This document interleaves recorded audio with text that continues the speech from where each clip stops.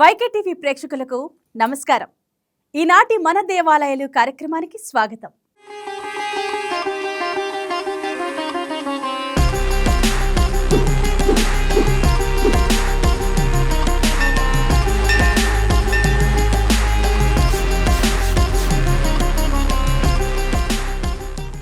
పల్నాడు జిల్లా యడ్లపాడు మండలంలోని చెంగీస్ ఖాన్పేట గ్రామంలో వెలిసిన శ్రీ వెన్నముద్దల వేణుగోపాల స్వామి దేవాలయం భక్తుల మనసులను ఆకట్టుకునే ఆలయమై ఆధ్యాత్మిక ప్రశాంతతకు నిలయంగా ప్రసిద్ధి చెందింది. ఈ ఆలయంలో శ్రీకృష్ణుడు వెన్నముద్దను చేతిలో ధరించి బాలగోపాల స్వరూపంలో వెన్నముద్దల వేణుగోపాల స్వామిగా దర్శనమిస్తారు.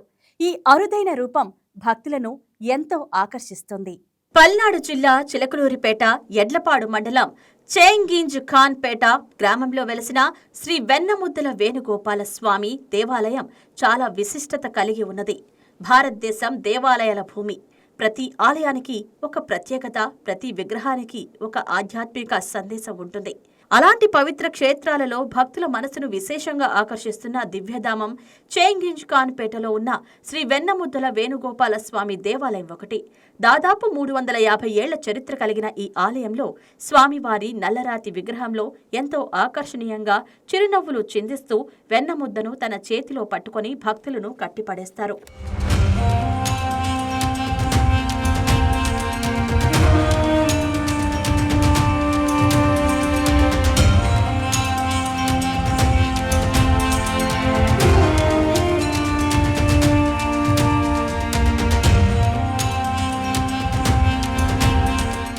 చెంగీస్ ఖాన్పేట గ్రామంలో చారిత్రాత్మక కొండవీడు కొండల దిగువన ఉన్న శ్రీ వెన్నముద్దల వేణుగోపాల స్వామి దేవాలయం అత్యంత ప్రాచీనమైనది మరియు విశిష్టమైనది. స్థానికంగా ఈ స్వామిని వెన్నముద్దల బాలకృష్ణుడు అని కూడా పిలుస్తారు. ఈ ఆలయంలో కొలువై ఉన్న శ్రీకృష్ణ పరమాత్మ బాలగోపాలుడి రూపంలో చేతిలో వెన్నముద్దను ధరించి భక్తులకు దర్శనమిస్తారు. బాల్యంలో శ్రీకృష్ణుడు గోపికల ఇళ్లలో వెన్నను దొంగలించడం వెనుక స్వార్థం కాదని, భక్తుల ప్రేమను, నిర్మలమైన హృదయాన్ని స్వీకరించే దైవ స్వరూపానికి అది ఒక ప్రతీకగా భావిస్తారు. అందుకే ఇక్కడ స్వామివారిని ప్రేమగా వెన్నముద్దల స్వామి అని పిలుస్తారు.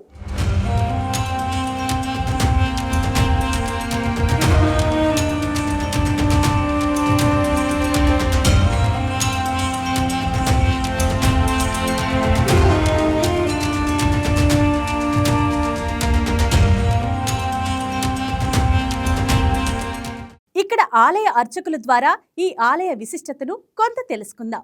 వసుదేవ సుతం దేవం కంసచానూరమర్ధనం దేవకీ పరమానందం కృష్ణం వందే జగద్గురుం బాలాయ నీలబపుషే నవకింకనీక జాలాభిరామ జగనాయ దిగంబరాయ శార్దూల దివ్య నకభూషణ భూషితాయ నందాత్మజాయ నవనీత వపుషే నమస్తే నమః.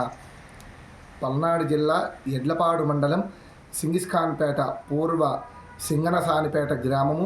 ఈ గ్రామములో అత్యంత వైభవోపేతమైనటువంటి, ఎక్కడా లేనటువంటి ఆకృతిలో ఉన్నటువంటి వెన్నముద్ద బాలకృష్ణ స్వామి వారి యొక్క దేవాలయం ఉన్నది. ఈ దేవాలయము సుమారుగా 530 సంవత్సరముల పూర్వము చరిత్ర కలిగినటువంటి గొప్పదైనటువంటి ప్రసిద్ధమైనటువంటి క్షేత్రముగా విరాజిల్లుతూ ఉన్నటువంటి దేవాలయం.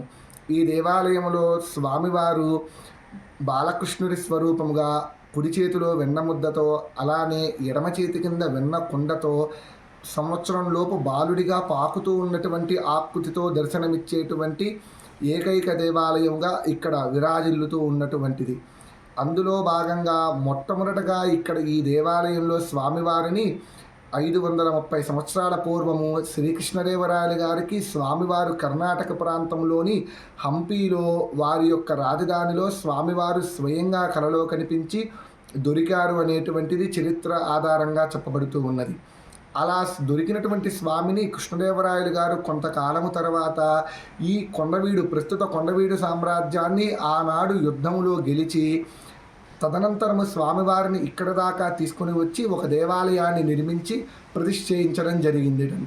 అలా ప్రతిష్ఠ చేసినటువంటి నాటి నుంచి కూడా స్వామివారికి విశేషమైనటువంటి నిత్యము ధూపదీప నైవేద్యములతో స్వామివారి యొక్క దేవాలయం అంతా కూడా దినదిన ప్రవర్ధమానంగా అభివృద్ధి చెందుతూ ఉండేదిట.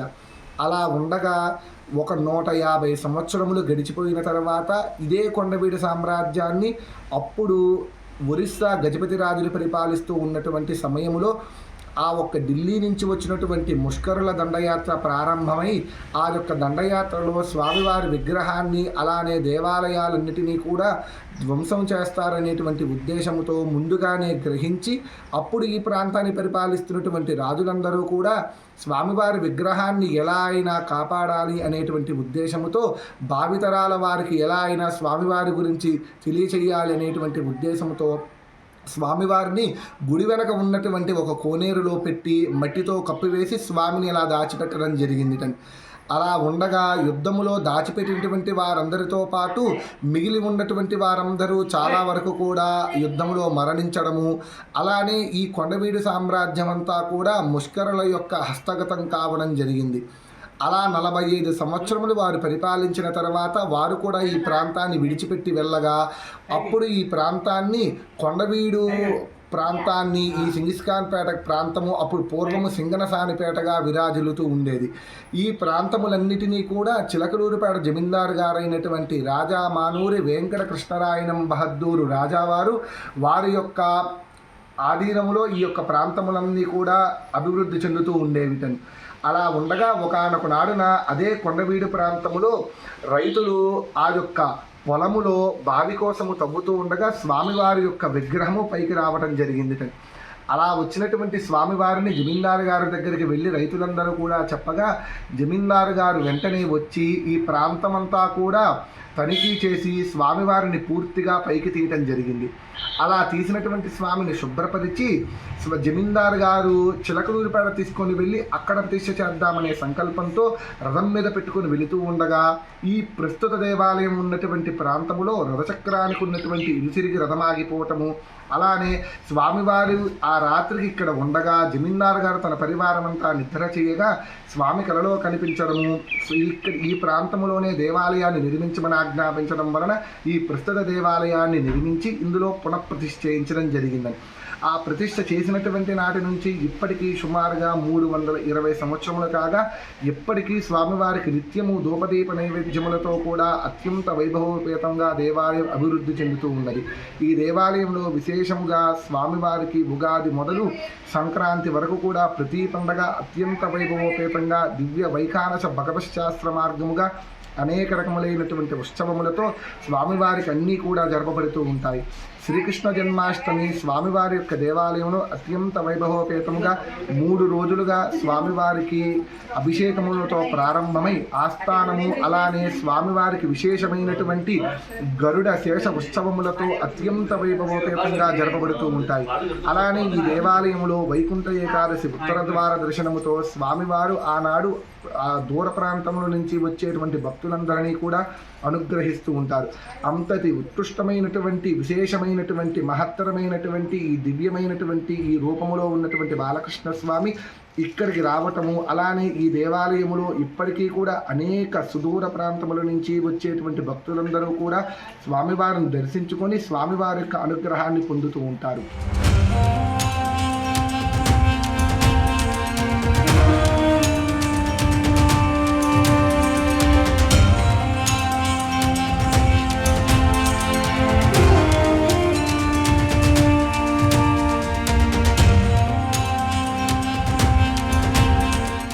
వేణుగోపాలుడు అనే నామం కూడా ఎంతో గొప్పది. స్వామివారి వేణునాదం ప్రకృతిని, గోపికలను, గోపాలురుని, పశు పక్షాదులను సైతం పరవశింపజేసిందని భగవత్ పురాణం వివరిస్తోంది. ఆ దివ్యానుభూతిని భక్తులకు గుర్తు చేస్తూ ఈ ఆలయంలో స్వామివారు దర్శనమిస్తారు. ఆలయంలో అడుగుపెట్టగానే వినిపించే హరినామ సంకీర్తనలు, మంత్రోచ్చరణలు, ప్రశాంతమైన వాతావరణం భక్తులను ఆధ్యాత్మిక లోకంలోకి తీసుకువెళ్తాయి. నిత్య పూజలు, అర్చనలు, భజనలు, భగవద్గీత పారాయణం ద్వారా శ్రీకృష్ణ పరమాత్మ గురించి భక్తిని విస్తరించే సేవలు నిరంతరము కొనసాగుతూ ఉంటాయి.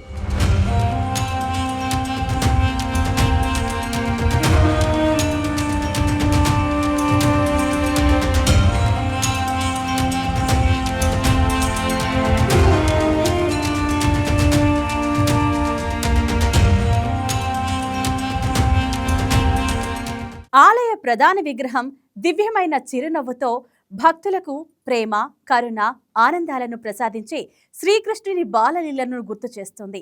ఈ క్షేత్రంలో స్వామివారిని దర్శించుకుంటే కుటుంబంలో ఐశ్వర్యం, సంతానం, సౌభాగ్యం, మానసిక ప్రశాంతత కలుగుతాయని భక్తుల విశ్వాసం. జన్మాష్టమి, రాధాష్టమి, గోకులాష్టమి వంటి పర్వదినాల్లో ఈ ఆలయం వేలాది మంది భక్తులతో కలకలలాడుతుంది. ఈ ఆలయంలో స్వామివారికి ప్రత్యేక అలంకరణలు, అభిషేకాలు, ఊరేగింపులు, హరినామ సంకీర్తనలు, అన్నదాన కార్యక్రమాలు భక్తి వైభవాన్ని మరింత పెంచుతాయి.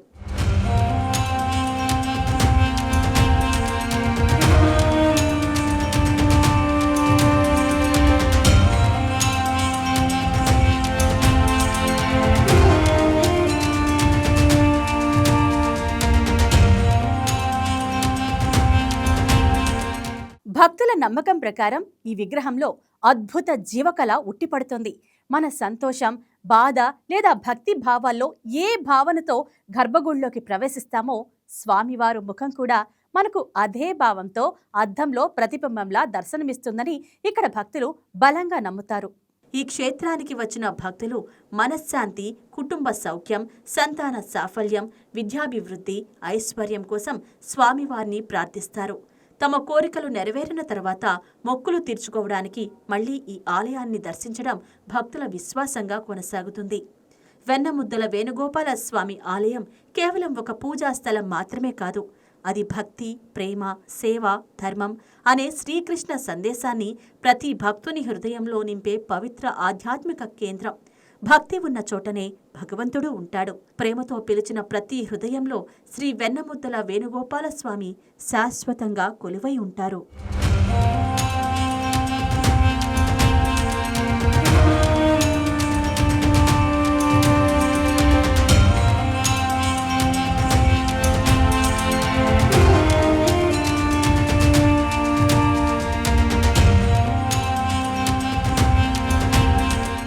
ఇంత పెద్ద పరిణామంలో చేతిలో వెన్నముద్దతో ఉన్న బాలకృష్ణుడి విగ్రహం భారతదేశంలోనే మరెక్కడా లేదని చెబుతారు.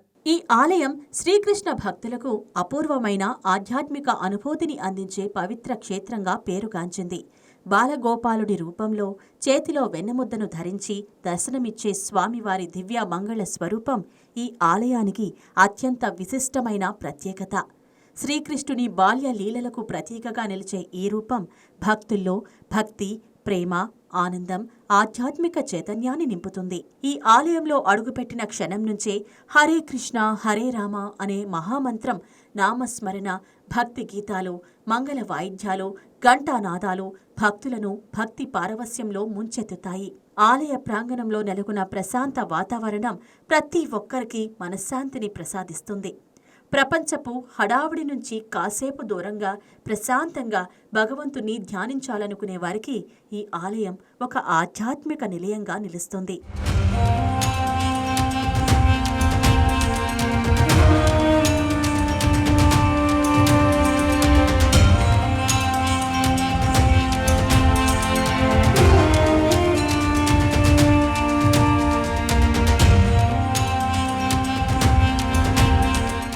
శ్రీకృష్ణుని జన్మాష్టమి సందర్భంగా ఈ ఆలయంలో ప్రత్యేక పూజలు, అభిషేకాలు, అలంకరణలు, ఉట్టుకొట్టే ఉత్సవాలు ఎంతో వైభవంగా నిర్వహిస్తారు. వేలాది మంది భక్తులు ఈ వేడుకల్లో పాల్గొంటారు. ఆలయ ప్రాంగణం ప్రశాంతమైన వాతావరణంతో నిండి ఉండడంతో భక్తులు ధ్యానం, ప్రార్థనలకు అనువైన పవిత్ర స్థలంగా భావిస్తారు.